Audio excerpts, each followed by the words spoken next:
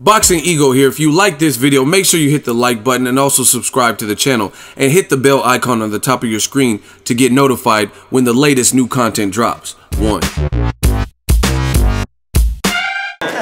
the fuck he talking about, YouTube, man? Appreciate that, man. I like your video. What the fuck he talking about, man? Gerald, Washington. Now, things got heated, got intense, like expected.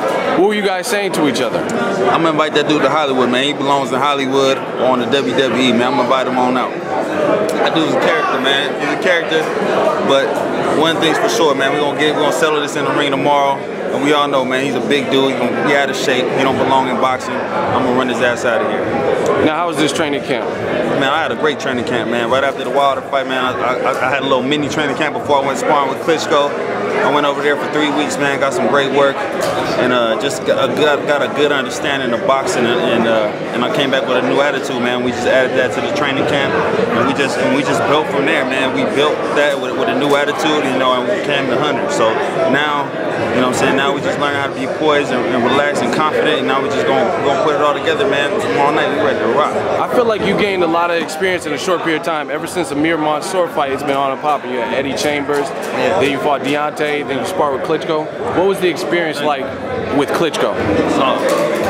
Man, it's just it's solid, man. You know, the motto over there is, man, you get better at boxing by boxing, man. This guy is a workhorse. You know, he wakes up, he works out in the morning, he works out in the afternoon, he spars all the time. Even at 40, age 41? Man, he puts in the work, man. It's incredible what he does, you know what I'm saying? It's incredible to see him. That's why you know he's been in the game for so long, you know what I'm saying? Just like a guy like Bernard Hopkins or something like that. You know, this guy takes care of his body, you know what I'm saying? He does all the stretching, all the little things that produces longevity in his career, man. So I was happy to be around him, man, and see how he goes about his work and just able to add that to me. So just being a lifelong athlete in general, did you notice a difference with his age, like his work ethic, his output at 41 versus like people your age or younger? Bro. This dude, he puts it in, you know what I'm saying? He puts it in the gym. It's not no shortcuts, you know what I mean? And he's well regimented, man. He has a good diet. You know, he does like all the stretching. You know, he has his physio there on deck to take care of his body, make sure everything is feeling good.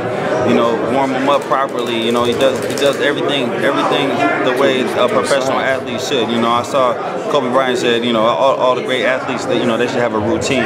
This man has his routine down packed, and he's just perfected it over the time. Now, what did you make of the fight? I seen Klitschko. I mean, he looked solid. He looked real good at the weigh-in. What'd you make of the Joshua fight? And I thought it was a tremendous fight, especially for heavyweight boxing.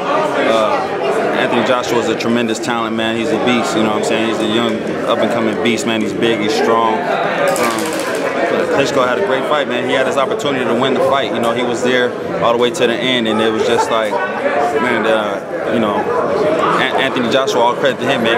He came back, he found something in him, and he came back, man, and he came back and got the stoppage, which is hard to do, especially against a man like Vladimir Klitschko. You know what I'm saying? So all the credit to him, man. It's gonna make for a terrific rematch, you know, and maybe a third fight.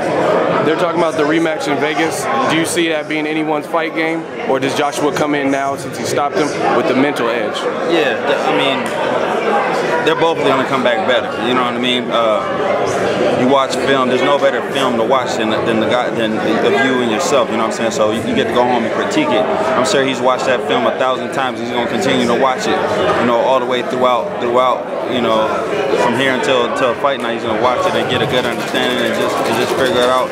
But still, that doesn't mean that Anthony Joshua's not gonna improve. Of course, he's gonna get better, you know, and he's gonna have to. You just gotta make those adjustments in the ring. That's what it comes down to at the end of the day. Now, if you could clear this up, this is something I heard. I heard Klitschko obviously wanted you for his sparring partner in training camp. I heard Joshua wanted you too. Yeah, that's true. That is true. So, how did you land on Klitschko, the veteran fighter, as opposed to the That's exactly why. That's exactly why Klitschko, man, he reigned supreme, man, for 11, 12 years, man. He's been in the game for so long. So that was an experience. He comes from Emmanuel Stewart's school. You know what I'm saying? They got all these people there. They got all this boxing knowledge there, man. And I was just there soaking it all up. You know, having these conversations, man, about all these old fighters. You know, Tommy Hearns and Lennox Lewis and Klitschko and Tyson and and all these great fighters, man, that come along the way, you know. And it was you know, with Ali Bashir and Jonathan Banks, man, those guys are great guys, great trainers, you know. And then you got all these other fighters that he brings in to come be his sparring partners from all around the world. You know, he bring, you know, 15 guys in, and it's like, man, you just seeing this guy go to work, you know, round after round after round after round, and you know, it's like, okay, this is what it takes to be champion. That's what I needed to see. That's what I needed to understand to become a champion. You know, I got 14 amateur fights. I had 10 when I was a kid. I had 4 when I was an adult. Man, I came back and became a professional boxer. You know what I'm saying? And I was like learning on the job. Everybody see, man, you big and strong. Why don't you just walk through this dude? That's not the boxing game. I wouldn't be in this position I am now if I just went in there trying to be Mike Tyson. You know, I was like, you can't. You got to understand. You got to have a good understanding, know how to protect yourself, and that's what brought me this far. You know what I'm saying? So I'm grateful for that. You know, I'm grateful for my patience and my understanding, and not letting the people outside, you know, dictate what I do. You know what I mean? I came here to win, man. I came here to Brooklyn, you know, to show that I've made improvements, and I'm scared to fight the best fighters out there. You know what I mean? I wanna be the best. You know what I'm saying? So I know I gotta fight the best. This is an undefeated, hungry guy that wants to be a world champion. So I'm here. I want to be a champion as well. So we're gonna meet, man. We're gonna meet in the ring tomorrow. We're gonna handle this business. Now, last question. Thank you, man. Last question. So your fight, Big Baby Miller, he said you're getting credit for the Wilder fight, and you got stopped. Yeah. In that fight, I talked to a lot of people, and they said you were doing real good, and they had you winning up at the point of stoppage. What's your biggest takeaway from the Deontay Wilder fight? Like, what did you learn? Yeah, man. It's just experience, man. Experience, poise. You know what I'm saying? Patience. You know what I'm saying? Just man. Skill for skill, you can have all the skills in the world. You learn how to box, man. You learn how to box. You learn all the punches to throw, all the moves to make. You know when to go right, when to go left. You understand that, but then you got to learn the art. You know what I'm saying? And I had all the skills, but I still didn't have a full understanding of the art, and I still don't. And you can continue to learn all the way till you stop. You know what I mean? Till the day you die. But you know, I have a better understanding of it now. I'm a better fighter today than I was that day. I'm not gonna let that stop me from my mission. My mission is to be world champion. Okay, I had a hiccup, but I mean, I got to get up and improve from that moment and build and move forward. You know what I'm saying? And that's what I'm all about. I'm the champion on the rise, man. I'm 707, baby. I'm coming to get it. 707. You know, I know that area too. Now, was there anything Wilder did that was better than you thought he would, like just from watching tape? Man, Wilder's just strong, man. He's big and strong and long, and he protects himself well. You know what I'm saying? He knows how to, you know, and he stays calm and patient. You know what I'm saying? That's what you need, man. You can't go in there, you know what I'm saying? He real cool. You can see it on the guy's face, man. You see the experienced guys, you know, the B-Hops and the Andre Wards, man, and the Floyds. You don't fluster them, man. You can't ruffle their feathers, you know what I'm saying? And I ain't gonna let this dude ruffle mine. I'm gonna get in there, I'm gonna stay poised, I'm gonna do my job, man, little by little. I know this dude 300 pounds, you know what I'm saying? He kind of like you ever had a good ribeye with the marbling, the marbling inside the meat, you know what I'm saying? That's what I got to deal with tomorrow, man. So, you know what I'm saying? I'm just gonna deal with a little tender steak, man. I'm gonna slice it up, man. I'm gonna eat it, man. We all gonna feast. Now, where can the fans follow you, and what can we expect from Gerald Washington in the future? And you can expect, man, great things. You know, I'm here to do great things. I'm not playing this game. You know, I'm not playing boxing. I came here on a mission.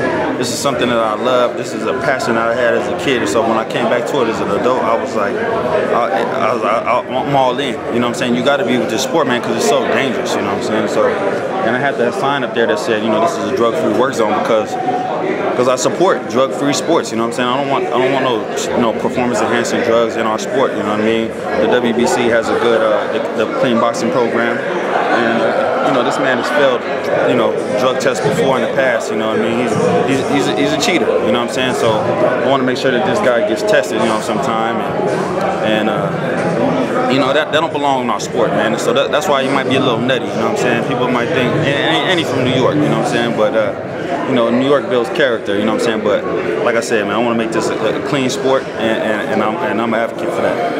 And where can the fans follow you? Follow me on GW Gallo Negro. All right. As always, a great interview. Appreciate your time, fam. Thank you, my man. Thank you. Peace, brother.